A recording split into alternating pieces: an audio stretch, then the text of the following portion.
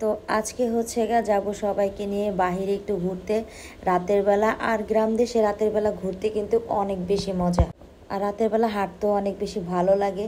তো এইখান দিয়ে হাঁটতেছি আর দেখতেছি যে আকাশে কিন্তু আজকে অনেক বেশি তারা আর চাঁদটাও ঝলঝল করতেছিল।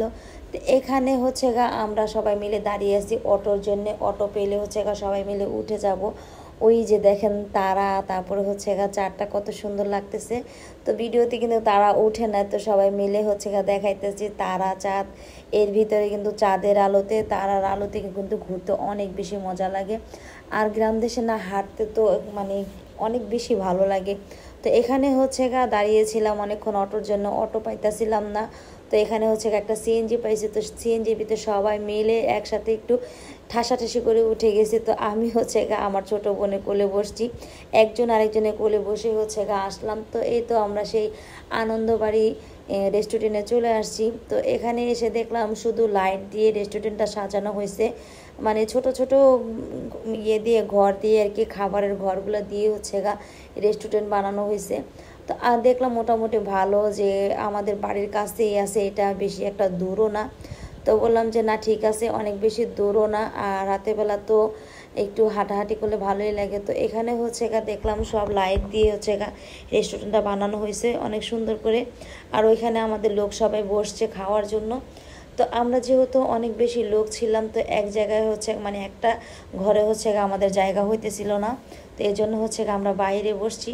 তো খাবার অর্ডার দিয়ে হচ্ছে এখানে কিছু সুন্দর সুন্দর ছবি তুলে নিলাম, সুন্দর করে সুন্দর সুন্দর ভিডিও করলাম। তো আমার বোনরা বলতেছে আপু এই রেস্টুরেন্টে কিন্তু আমরা ঈদের পরের দিনে আসার কথা ছিল, আসি নাই, আপনার জন্য অপেক্ষা করতেছিলাম যে আপনি আসলে একসাথেই আসবো। তো এখানে হচ্ছে আমার ভাইয়ের বউ আর আমার মা ভিডিও করতেছে। তো তারপরে হচ্ছে আমরা একেবারে গেটের সাথে যে বড় টেবিলটা ছিল সেখানে বসছি খাওয়ার জন্য। তো এত বেশি নাস্তা, মানে এখানে নতুন কোনো আইটেম নাই। এখানে হচ্ছে সবসময় যে নাস্তাগুলো আমরা খাই, চাপ আর হচ্ছে নান রুটি আর হচ্ছে পরোটা।